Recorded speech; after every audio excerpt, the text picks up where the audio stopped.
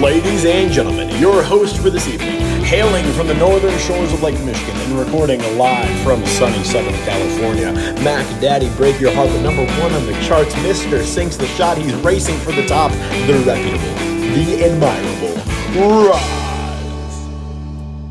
What's up, everybody? Welcome to What in the World with Roz. This is my new show here on the Believe Podcast Network. I'm super excited. Thank you, Braun, for this opportunity. You may know me from the opening line with my host, Wits, but I am here to bring you a new interview-style show, and I'm so fortunate. My first guest, a friend of mine, a guy I've worked for. He is a challenge veteran. He did 10 seasons. He's won 3 of them, and I'm super stoked to have you here. Derrick, how you doing today? Thanks, man. Nice to see you again. I didn't realize I was your first guest, but that's pretty awesome. Yeah, I was thinking about it because we're going to venture. I've got musicians, athletes, reality stars, porn stars, maybe even, all coming on. And we're going to start off with a person I know and a person I was a massive fan of and still am a fan of growing up. So I think this is a really cool experience. How you doing? How you holding up? There's a lot going on in the United States with this COVID situation, the coronavirus going on. You guys doing all right? Yeah, I mean, I'm fine. You know, I took all the precautions. Me and my son are fine. We're okay. You know, our immediate families and friends, you know, everyone's been affected in some way.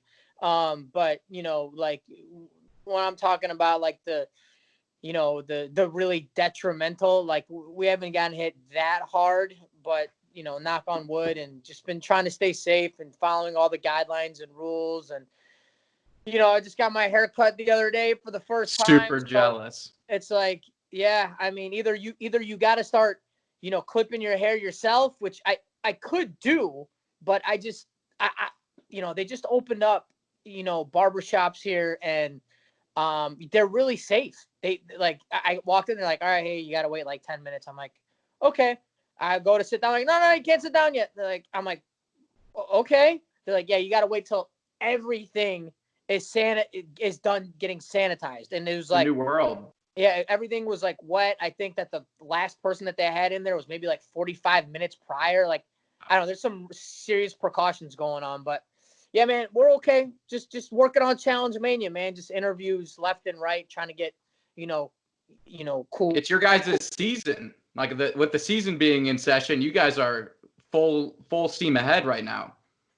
Yeah. You know, just, you know, we're, you know, constantly reaching out to cast members, you know, hoping that, you know, they'll come on and, you know, give us their side of the story. You know, what we do at Challenge Mania is like, you know, I always wanted it to be, you may be too young for this, but I always wanted it to be like inside the, what's it called?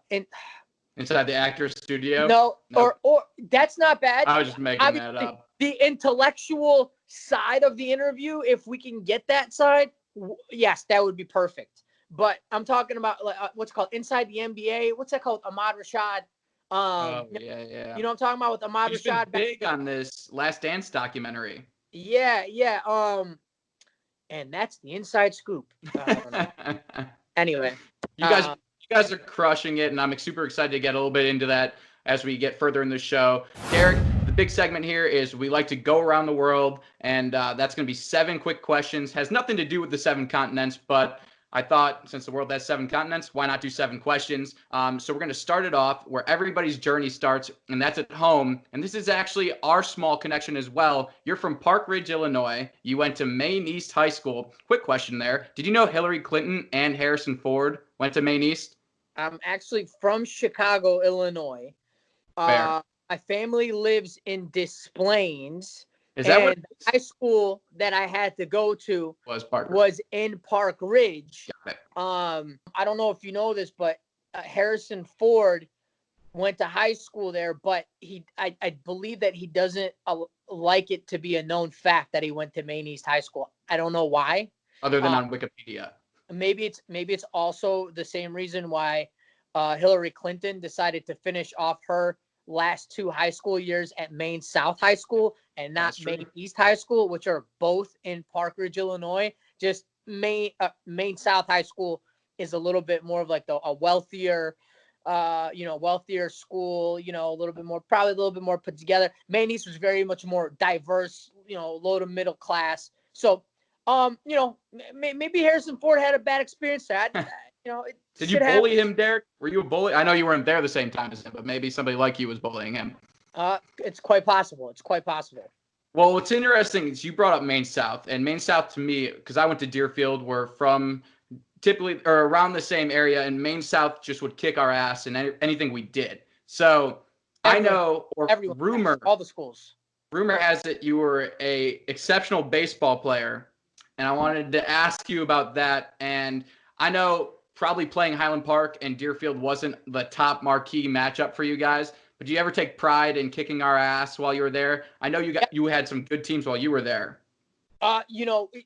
Look, I don't think we were even as good as Deerfield or, Maine South was always like the best in the state, right? But the school that you went to, no, Highland Park. What did you say about Highland Park? So Highland Park is where my parents teach, and that's where your friend's at with them. And then I went to Deerfield. So Those are my connections to you semi. So Highland Park, and I believe Michael Jordan lived or lives in Highland Park or Deerfield. I can't remember which one. Lived in Highland Park. Okay. And his kids went to what school? They went to a private school, Bannockburn, and then to Loyola, which is they just went. That's Well, when my brothers were growing up, I believe that they played football against Michael Jordan's kids in Pee Wee football, which I believe they went to Deerfield, Deerfield,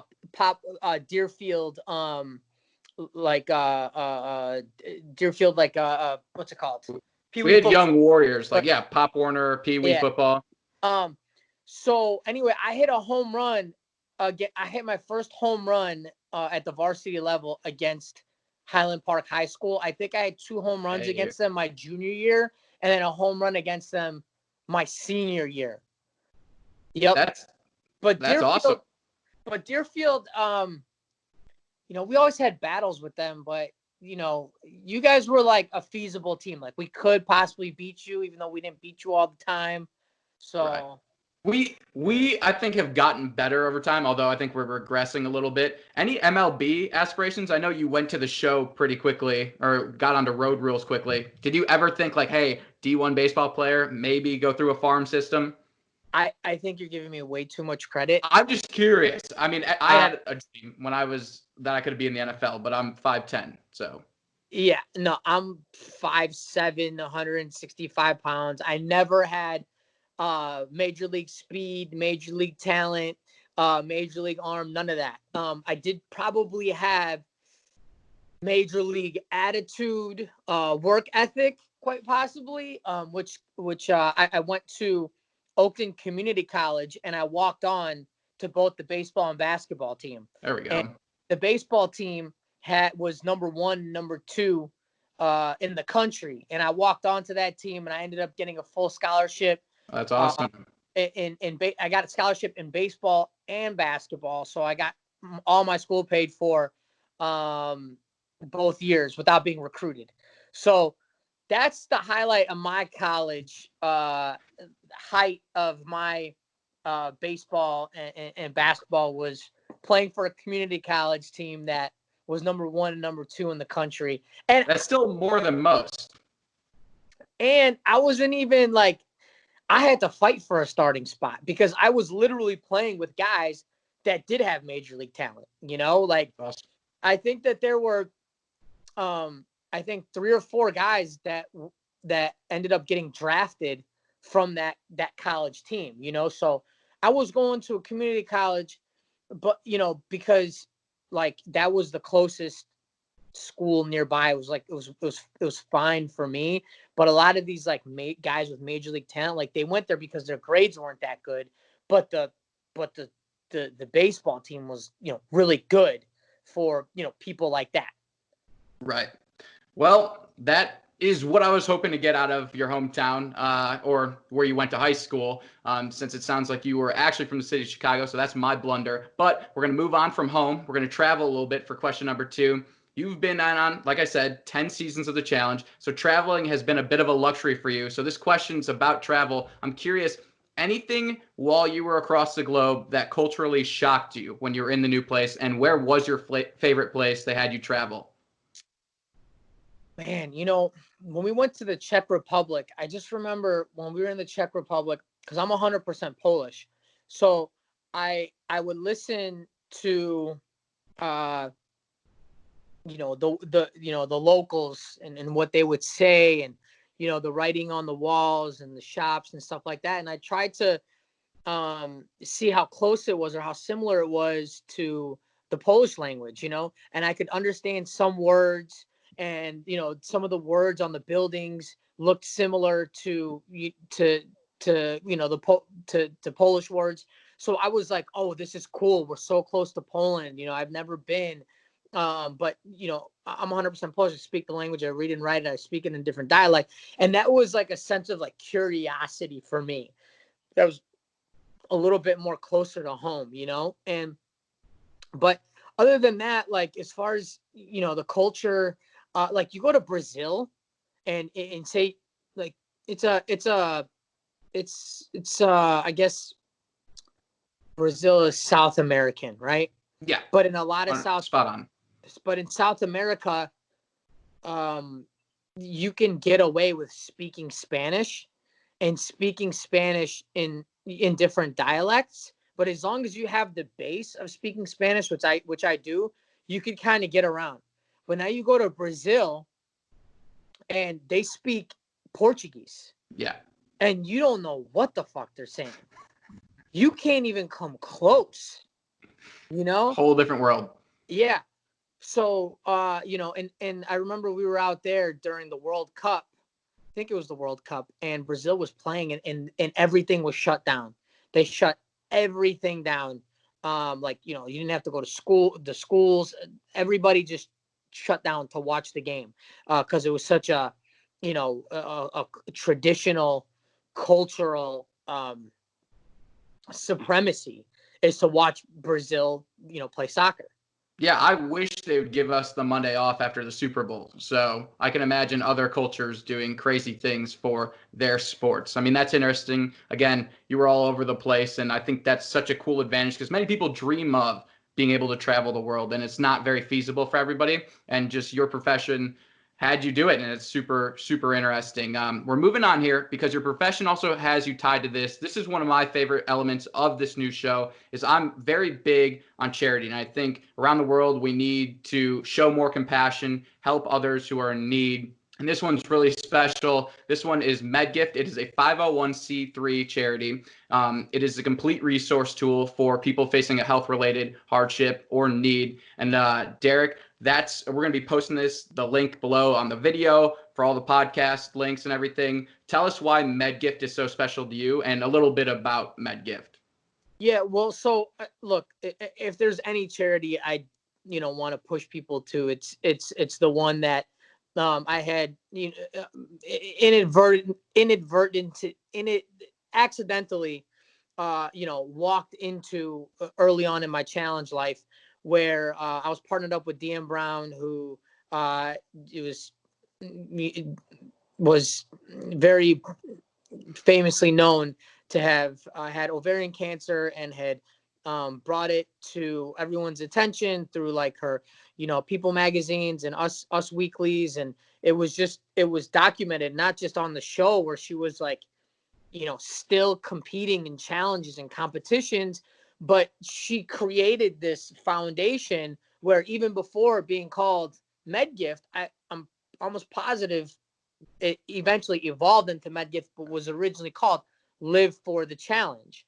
And it always sat home. It's just, if anything, if you remember DM for anything, it's her sweet spirit, and her heart, and that she was a good person inside and out, and that she genuinely wanted to help people.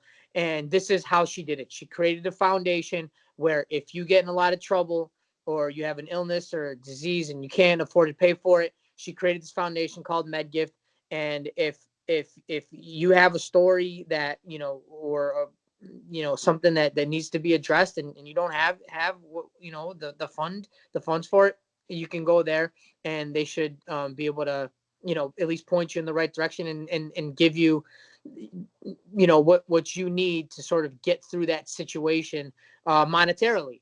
So I mean, every year when during DM's birthday or her anniversary of passing, we collectively as a group, people that have known her, have big social media followings, point people in that direction, and it's also a way for us to never forget what an angel she was while she was here with us, and how many people she touched, and this is the legacy that she left us in her memory, and it's something that I'll never forget, and any time I can advertise it or help people let people know that something like this exists, then I gladly do it. So medgift.com if you need some help.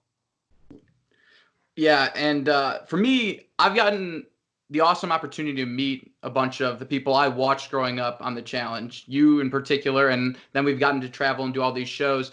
For me, DM was super special. I never got to meet her, but her story is so incredible, just the triumphs of getting over ovarian cancer and continue to fight, but also continue to help others. My grandmother actually passed away from ovarian cancer right before I learned about DM and her story. So DM, to kind of come out on national television and share that with the world, it shows the impact. And I think MedGift's such an awesome opportunity, and you guys should all click it in the link below. Thank you so much, Derrick. I'm glad we got this first charity out and about. We're moving on to a little bit of a lighter subject. We're going question number 4, sports and entertainment.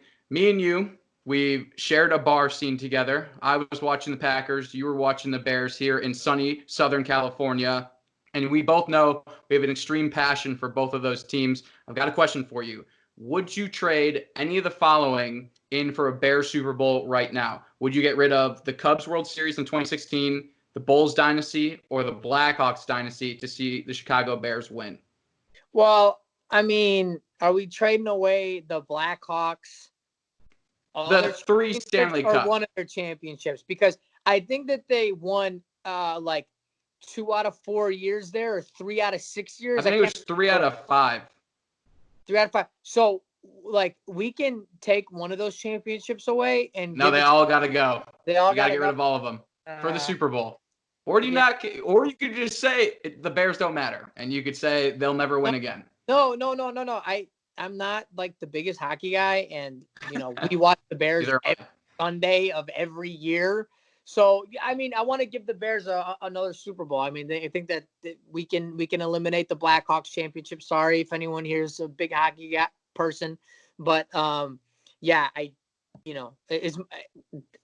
this is hypothetical and it's not going to happen. So yeah, I want to give the Bears a championship. Oh, it's going to happen. Take away the Blackhawks dynasty.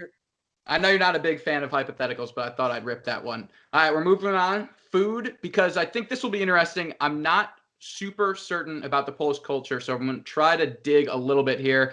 I mean, the easy, low-hanging fruit is me to ask you about deep dish pizza because you're Chicagoan, and that's all we really know. We got Lou's, we got Giordano, so it's all great, but I actually don't care about that today. Good. I'm kind of curious. Because I like New York-style pizza.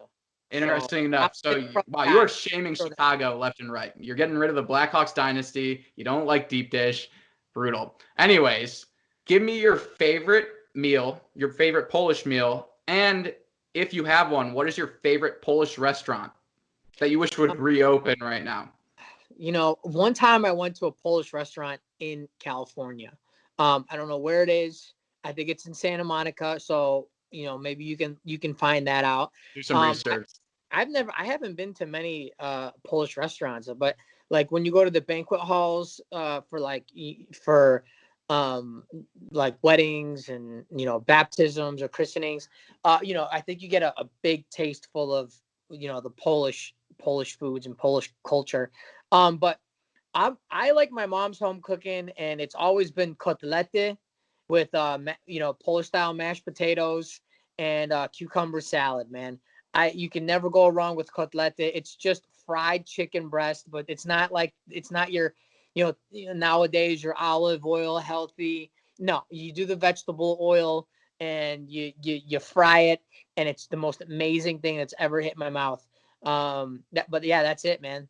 Cotolette, mashed potatoes, miseria, bang, bang, bang.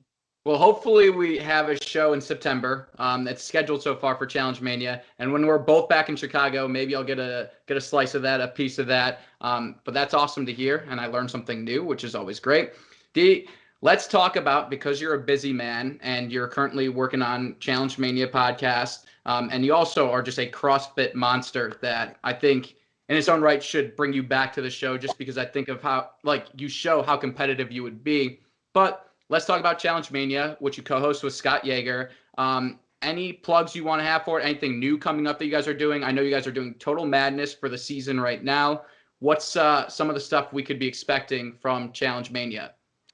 Well, I feel like, I take pride, or we take pride into,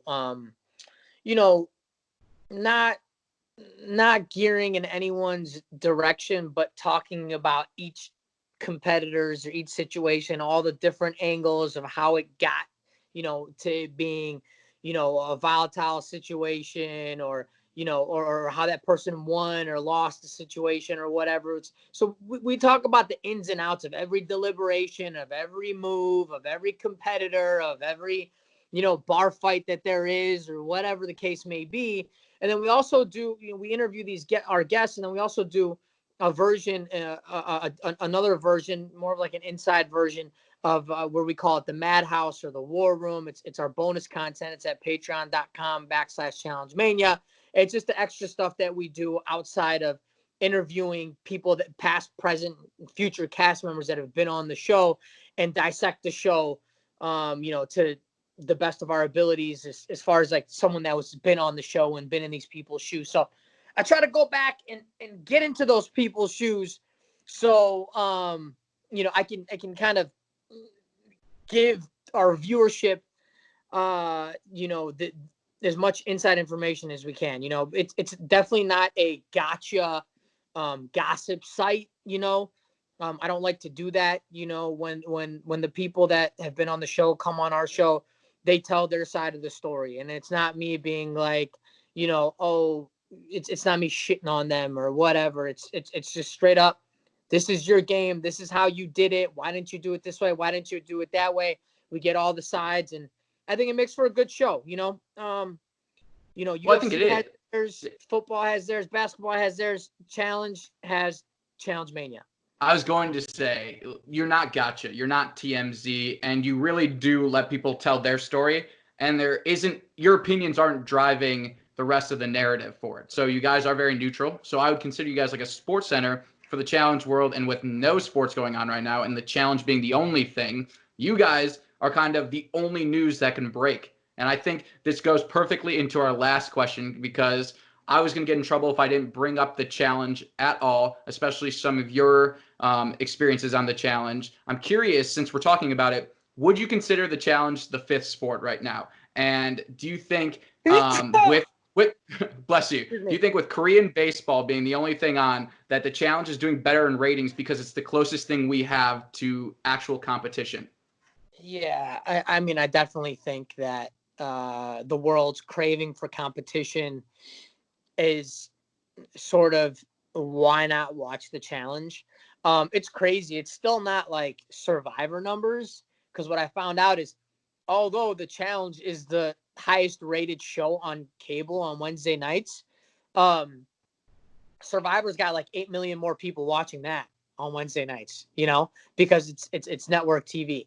But still, like, it, the challenge is nothing like it, and it's not like Survivor either. It's so much more hardcore. They're literally lighting balls on fire and telling people to tackle each other. The winner stays, loser goes home. Come to find out, the loser gets a concussion because he gets slammed on the ground too hard. Like, that's sport. That's combat sports. And that's one of the main reasons why I love the challenge, why I've really enjoyed competing on the challenge. I mean, I don't like the puzzles, like, this part of the reason why I don't like Survivors. Like, everything's a puzzle, granted, they can't, physically endure everything that people on the challenge do because they're, living off of, next to nothing. But still, that's just not my cup of tea. My cup of tea is, action sports. My cup of tea is football when the guy's getting blown up, which is almost illegal, where on the challenge, it's still legal, So, on the challenge, you can get the headbangers, you can get the strategy part, you can get the house reality stuff where people are, arguing because of certain strategies and because they're fighting for $1 million.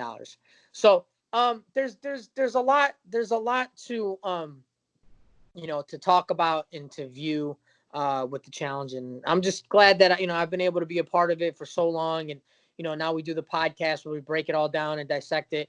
So I don't know. I'm just fortunate to to have still been a part of a show that's around for 35 seasons, where I've been around in maybe 11 of them, and 10 of them with the greatest elimination of all time. Yeah, I said it, and I'm gonna say it every time. As you should. I was gonna get into that too. I mean, because you've had a front row seat or participated in some of the most grueling eliminations, and like you said, it's competitive, it's competition. I had a question since we booted soccer out. We're making the challenge the 5th sport.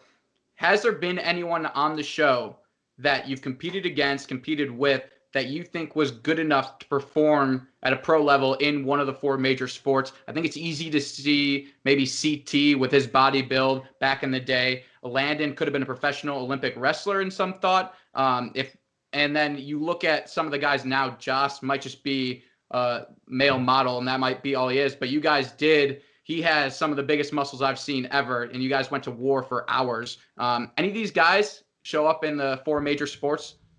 I think the first one that comes to mind, because he played Division I baseball, is Jordan.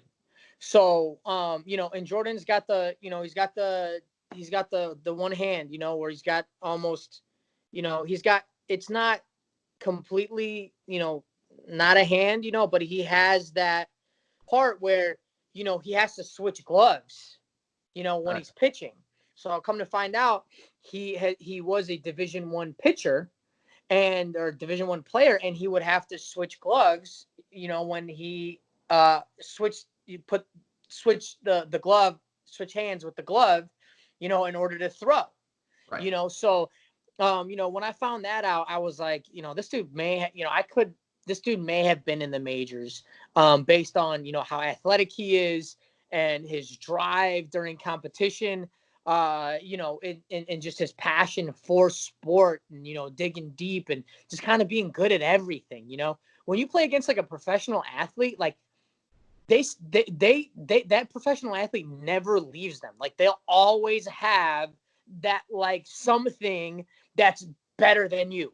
That they just have that next level shit that's always just a little bit better because they performed at that level many a times.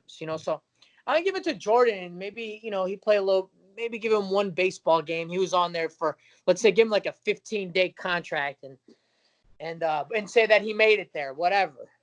Hey man, I also got to give you credit here. So you didn't see, I guess you saw the football and the way you hit Joss, but there's a moment on Gauntlet 2 where you show everything you learn in football. The low man wins. When you pick up Cyrus, who could have been 100+ pounds more than you at the time, and you drove him out of the ring, that in its own right looked like a professional play. So I got to tell you, it's amazing for me to see the kind of talent that the challenge brings in. And like you said, Fessy this year is just huge. So we'll have to see where he goes. Alrighty, and that was Around the World with Derrick. We are not letting Derrick get away that easy. We have one more segment for him here. This segment's super fun for me because I wish I had this opportunity growing up, showing up on somebody else's podcast to ask somebody I was a fan of to come talk. So we have a fan coming on right now, Derrick. This is called the Moonshot, and they're going to come on. I don't know what the question they're going to ask you. They're going to get to talk to you, meet you. They're a fan of yours, so I'm very excited about this. So they should be coming on here in a second. And we've got Marnie on the line. Hey, how are you? Good. How's it going? Good. This is so fun. So nice to meet you. You too. Moonshot from Marnie. Moonshot from Marnie. She is here. I'm hoping with a spectacular question for you, Derrick. Maybe put you on the spot a little bit. I've got some questions for sure. I always have questions for the challenge. Big fan here. You're an OG, Derrick. You really are. Thank you. Nowadays, everyone's an OG. So it's like, well, how do you categorize the prehistoric OGs? I feel like you're an OG because you were like from the beginning, like Road Rules. Now that was actually my first question for you. What do you feel about them bringing on all these different reality show people, like from Big Brother and Survivor and like not MTV shows? Yeah, the sad truth is that I think it's good for the franchise, and I understand why they're doing it.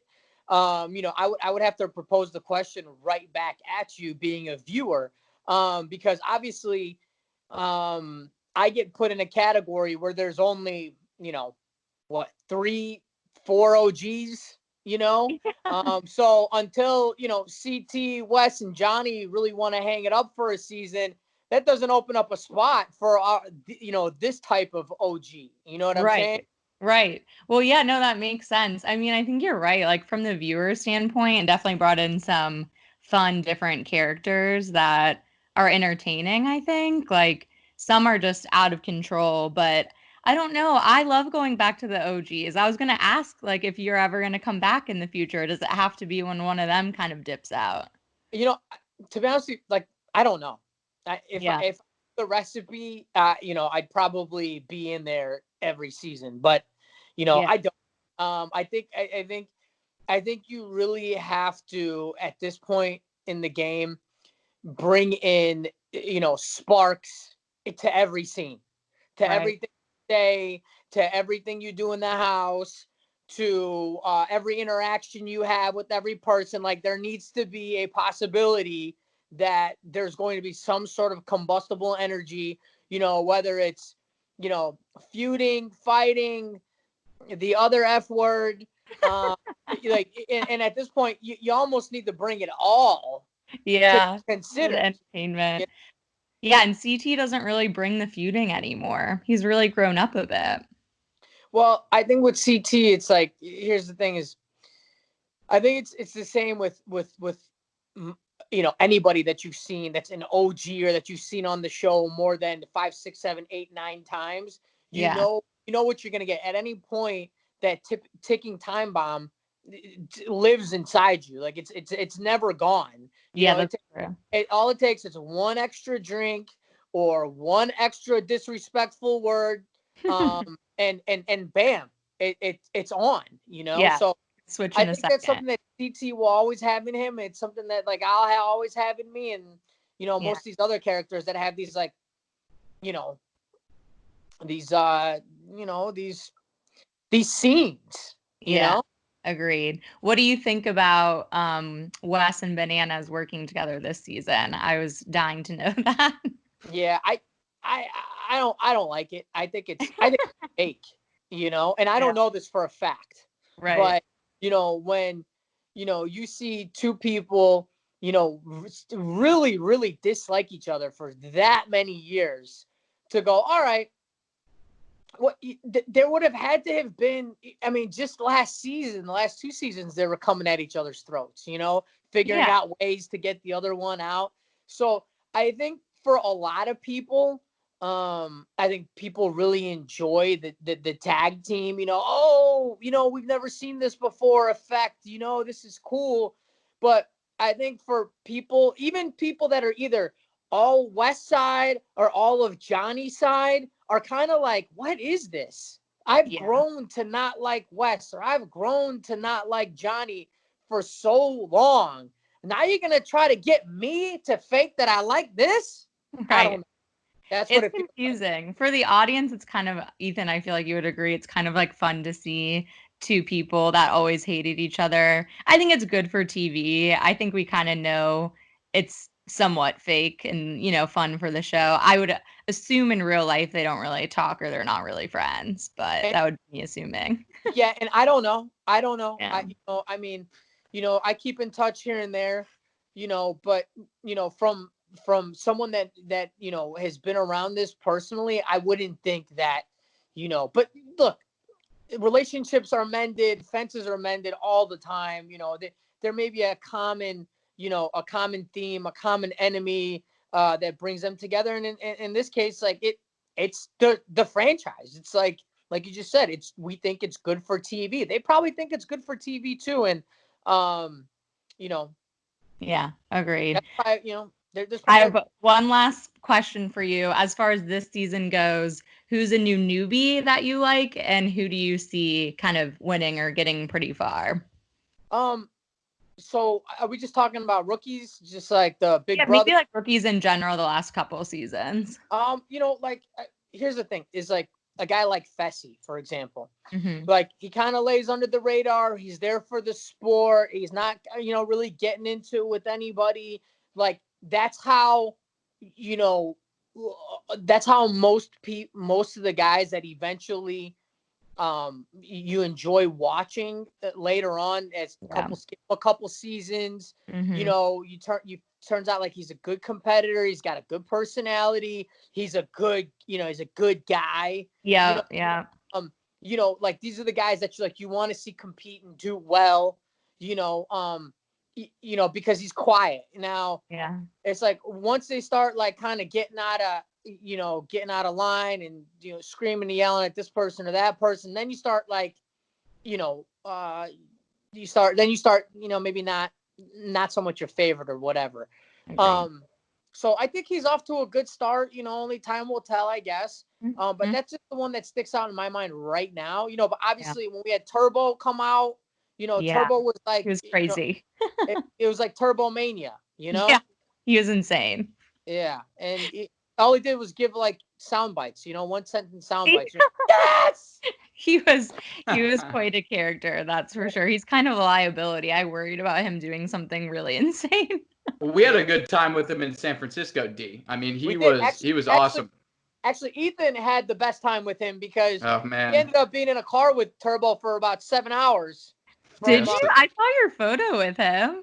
From 7 p.m. at night to 2 a.m. in San Francisco. I get there, and D and Darrell have had a great time. I'm not even sure they remember us getting there. We'll see. But yeah, no, it was a fun car ride with Turbo. He was ready to be in San Francisco.